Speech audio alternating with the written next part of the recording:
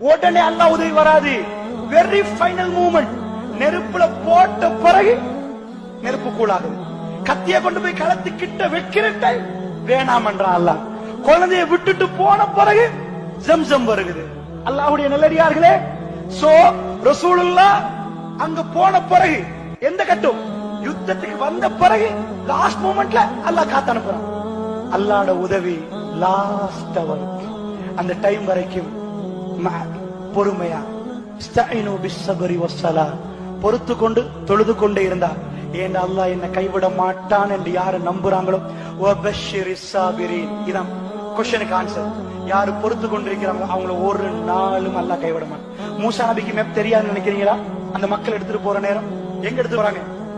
குறுக்க கடல் வரும் அவங்களுக்கு தெரியும். அல்லாஹ் போ சொன்ன ரூட் போங்க.